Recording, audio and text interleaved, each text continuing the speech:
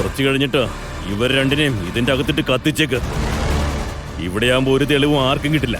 ക്ലോറോഫോമിന്റെ ശക്തി പോയിട്ടില്ല. രണ്ടിനും ഓരോ അനക്കവും ഇല്ല. ഇറക്കിക്കോ.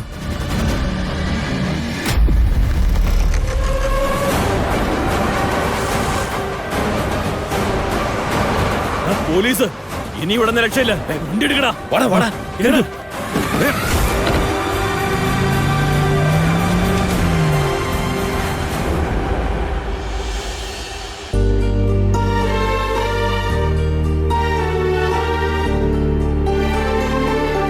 അന്വേഷിക്കാൻ ഇനി ഒരിടവും ബാക്കിയില്ല. ഇനി ഇനി എന്റെ മോളെ ദൈവം തന്നെ രക്ഷിക്കണം. ചേച്ചി വിഷമിക്കാതെ. ചേച്ചിയുടെ നല്ല മനസ്സ് കണ്ടിട്ടുള്ള ഒരാളാണ് ഞാൻ. ചേച്ചിയെപ്പോലെ ഒരാൾക്ക് വലിയ വേദനകളൊന്നും ദൈവം തരില്ല. കൃഷ്ണ ചേച്ചിയുടെ അടുത്തേക്ക് തിരിച്ചെത്തും, അതിലൊരു സംശയവും വേണ്ട.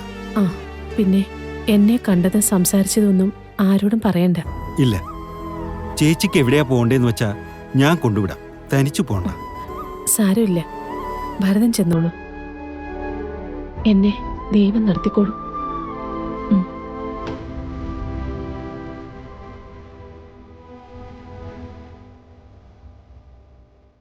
പാവം ചേച്ചി.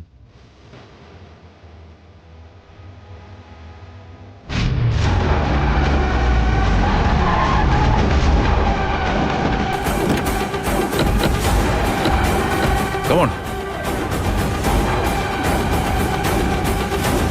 മോളെ, മോളെ, ഗാധേ, നിങ്ങൾ അങ്ങോട്ട് പോയി നോക്ക്. മോളെ, നിങ്ങൾ അങ്ങോട്ട്. മോളെ, മോളെ.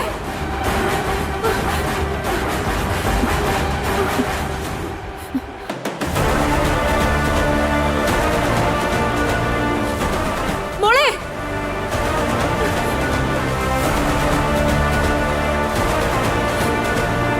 സർ, ഇതിനകത്തൊന്നും ആരുമില്ല. മാഡം, കൈയെത്തുന്ന ദൂരത്ത് അവരുണ്ട്, അത് ഉറപ്പാ.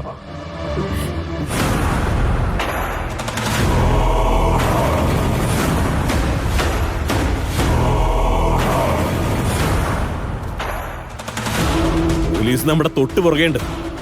ഇവിടെ ഇട്ട് കത്തിച്ച പ്രശ്നോ. ഇരുട്ടിൽ അവർക്ക് കണ്ടുപിടിക്കാൻ എളുപ്പമാ.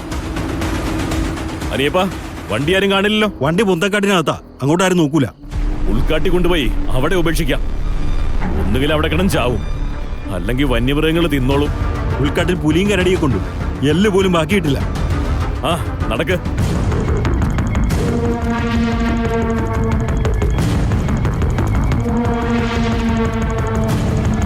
സർ, ആരവിടെ ഉണ്ടായിരുന്നുള്ളത് സത്യ. ടയറിന്റെ പാട് വെച്ച് നോക്കുമ്പോ പെട്ടെന്ന് വണ്ടി തിരിച്ചെടുത്തോണ്ട് പോയതാ. അങ്ങനെയാണെങ്കിൽ അത് അവന്മാർ തന്നെ ആയിരിക്കും. എന്തായി? മാഡം, കിട്ടിയ സൂചനകൾ അനുസരിച്ച് ഇവിടുന്ന് വണ്ടി പോയിരിക്കുന്നത് ഉൾക്കാട്ടിലേക്കാണ്. ഞങ്ങള് അവർക്ക് പിറകെ പോകാം. മാഡം തിരിച്ചു പോകണം. എനിക്ക് തിരിച്ചു പോകാനാവില്ല. എന്ത് അപകടം സംഭവിച്ചാലും എനിക്കൊരു കുഴപ്പമില്ല. ഞാൻ നിങ്ങളുടെ കൂടെ വരാം. മാഡം പ്ലീസ്, ഉൾക്കാട്ടിലെ സ്ഥിതി മാഡത്തിന് അറിയാഞ്ഞിട്ടാ. അവിടെ മാഡം ഞങ്ങൾക്കൊരു ബാധ്യതയാവുകയുള്ളൂ. നടന്നു കയറാൻ പോലും മാഡത്തിന് പറ്റില്ല. മാഡം, അവര് പറയുന്നത് കേട്ട് ഞാൻ തിരിച്ചു പോണോ സിനി? ഇവിടെ എത്തുന്നത് വരെ ഇതാ കൺമുന്നിലുണ്ട്. ചെന്ന് കാണാൻ പോകുന്ന എന്റെ മോളെയാണെന്ന് വിചാരിച്ചാ ഞാൻ ഇരുന്നത്.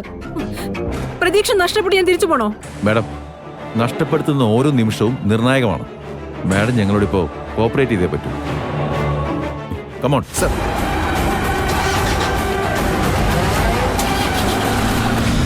മാഡം, കാറിലോട്ട് കേറ്.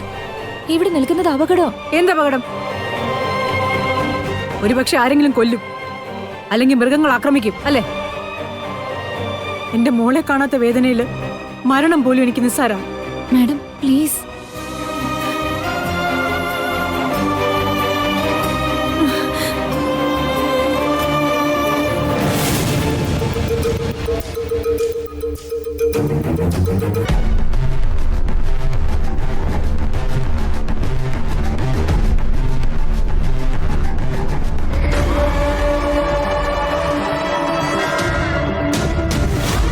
കെട്ടിക്കിടന്നാലേ ചിലപ്പോ വന്യമൃഗങ്ങൾ ശ്രദ്ധിക്കില്ല. ഇതാവുമ്പോ മനുഷ്യഗന്ധം പിടിച്ചെത്തിക്കോളും. സുന്ദരി ചേച്ചിയെ പോലീസിൽ പിടിപ്പിക്കാൻ വന്നവളാ. ചാകാൻ നേരത്തെ ഓരോരോ തോന്നലുകളെ. നേരം വെളുപ്പിക്കൂല, അതിനു മുമ്പ് മൃഗങ്ങളും ഉണ്ടോക്കോളൂ. ആ വാ.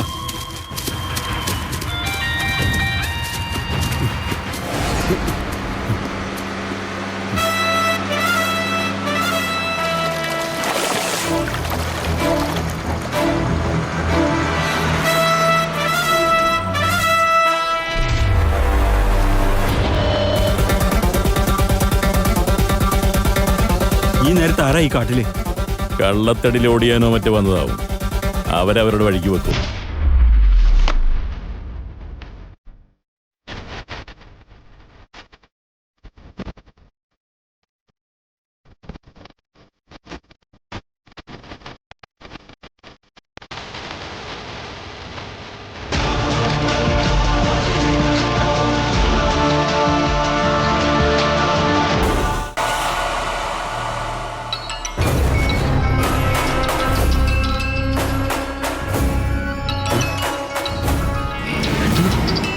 അയ്യോ, ഹലോ മാണിക്കുഞ്ഞെ, നവീൻ എവിടെയുണ്ട്? വിളിച്ചിട്ട് കിട്ടുന്നില്ലല്ലോ. ഗാഥ മാഡം, ഇത് എവിടെയാ? ഇവിടെ എന്തൊക്കെ പ്രശ്നങ്ങളാ നടക്കുന്നതെന്ന് അറിയാവോ? എന്തുപറ്റി? ഗാഥ മാഡത്തെ കാണുന്നില്ലെന്നും പറഞ്ഞ് സിത്താര മാഡം നവീൻ സാറിനെതിരെ കേസ് കൊടുത്തിരിക്കുക. മമ്മി, നവീൻ സാറിനെ പോലീസ് അറസ്റ്റ് ചെയ്തു.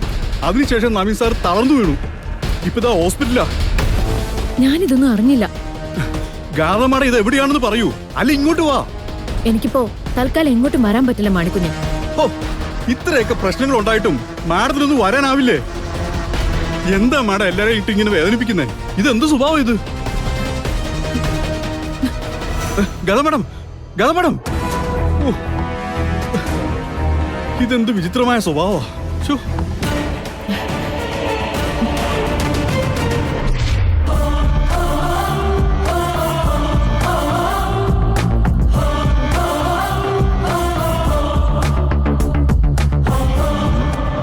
എന്തോടെ പരിപാടിയാണമാരെ? നീ കാട്ടിൽ വന്ന കാര്യം എന്താന്ന് വെച്ചാ അത് ചെയ്താ മതി. കൂടുതൽ വിവരങ്ങൾ അന്വേഷിക്കാൻ വന്ന നീ ഇവിടെ കിടന്ന് ചാവും. അതത്ര ശരിയായിട്ടുള്ള കാര്യമാണോ അണ്ണാ? സംഭവം എന്താന്ന് ഞാനൂടി അറിയട്ടെ. പോവാനുള്ള പറഞ്ഞേ.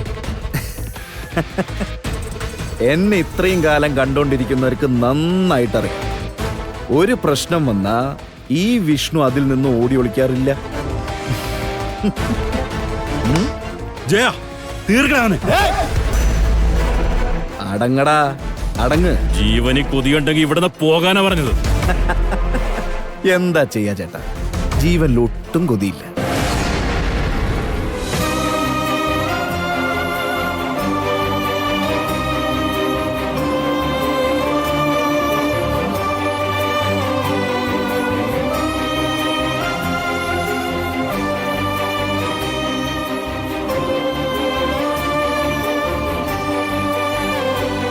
മാഡം, ഇത് കുടിക്കേ. കൊണ്ടുപോകുന്നുണ്ട് എന്റെ മുന്നിൽ നിന്ന്.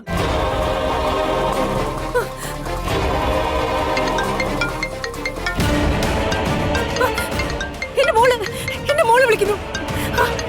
ഹലോ ഹലോ മോളെ, നീ ഇതെവിടെയാ മോളെ? മോക്കെന്തെങ്കിലും കുഴപ്പമുണ്ടോ? സേഫ് അല്ലേ? ആരെങ്കിലും മോളെ ഉപദ്രവിച്ചോ? മോളെ എവിടെയെന്ന് പറ, മമ്മി അങ്ങോട്ട് വരാം. എനിക്കൊരു കുഴപ്പമില്ല. ഞാനൊരു ആവശ്യത്തിന് വേണ്ടി പോയതാ. എന്താവശ്യം? അത് നമ്മൾ തമ്മിൽ നേരിട്ട് കാണുമ്പോ പറയാം. എപ്പോഴാ മോൾ ഇങ്ങോട്ട് വരുന്നേ? ഗാഥ, ഞാൻ ചോദിക്കുന്നതിന് ഉത്തരം പറ. നാളെ മമ്മി ഞാൻ പറയുന്ന സ്ഥലത്ത് വരണം. അപ്പൊ ഞാൻ എല്ലാം വിശദമായിട്ട് പറയാം. നാളെയോ? പറ്റില്ല. എനിക്ക് എന്റെ മോളെ ഇപ്പൊ തന്നെ കാണണം. എത്ര നേരമായിട്ട് അങ്ങനെ മുള്ളു കൊള്ളുന്ന പോലെ ഞാൻ എന്നെ കഷ്ടപ്പെടുന്ന അറിയോ? മോൾ എത്ര ദൂരത്താണെന്നുണ്ടെങ്കിലും മമ്മി ഇപ്പൊ തന്നെ അങ്ങോട്ട് വരാം. വേണ്ട, ഞാൻ മമ്മിയോട് പറയാതെ എവിടേക്കെങ്കിലും പോയതിന് മമ്മി എന്തിനാ നവീനെ കുറ്റപ്പെടുത്തിയത്? മമ്മി എന്തിനാ നവീന്റെ പേരിൽ കേസ് കൊടുത്തത്? അത് പിന്നെ മോളെ നിന്നെ കാണാത്തൊരു വിഷമത്തില്. എന്നെ കാണാത്ത വിഷമത്തില് ഞാൻ ജീവനെ പോലെ സ്നേഹിക്കുന്ന ആളെയാണോ ഉപദ്രവിക്കേണ്ടത്? മോളെ, നാളെ ഞാൻ വിളിക്കും, സ്ഥലം പറയും. മമ്മിയോട് വന്നാ മതി. മോളെ, ഹലോ ഗാഥ, ഹലോ. ശ്ശേ.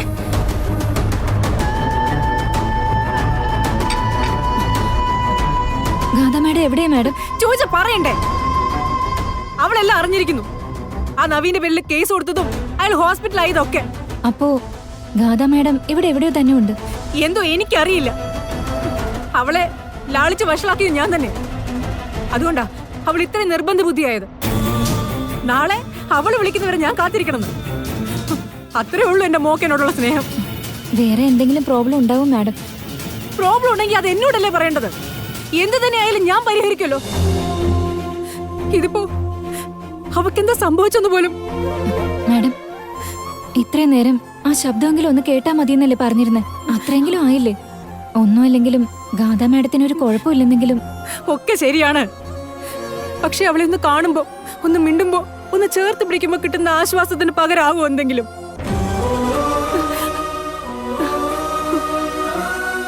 ഇനി എത്ര നേരം കാത്തിരിക്കണം ഞാൻ?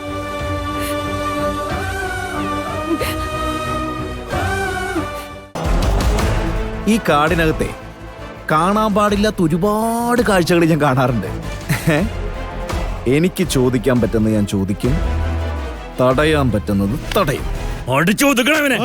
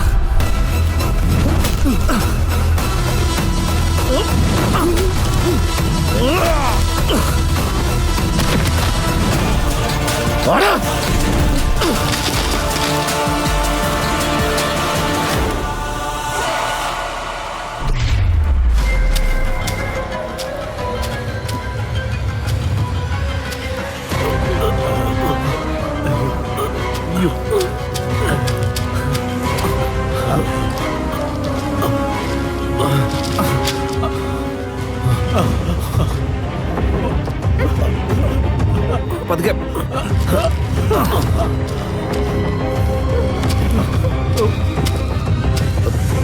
പേടിക്കണ്ട.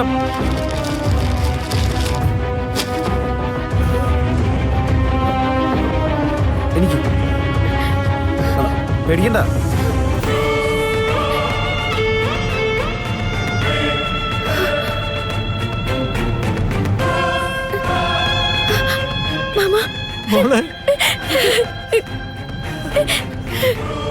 അല്ല നിങ്ങളൊക്കെ ആരാ?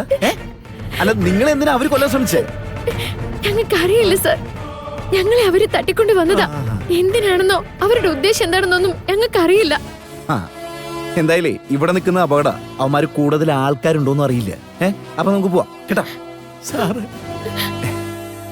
സാറെന്നൊന്നും വിളിക്കണ്ട, ഞാനിവിടെ തടി കയറ്റാനായിട്ട് വന്നതാ.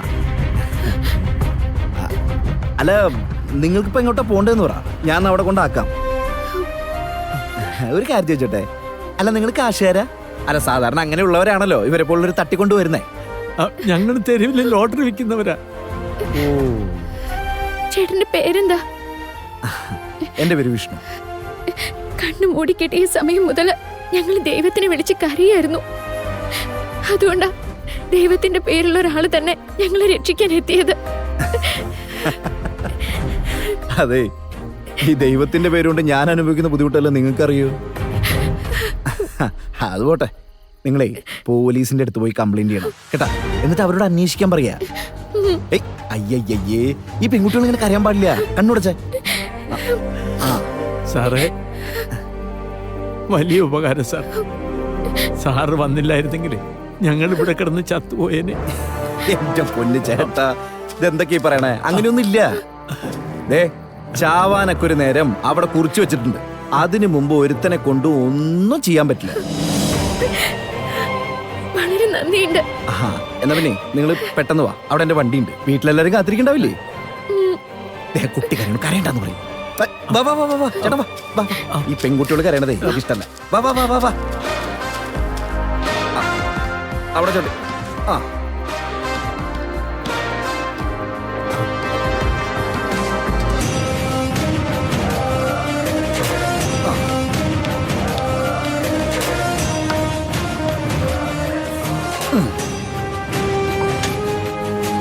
പോവാം.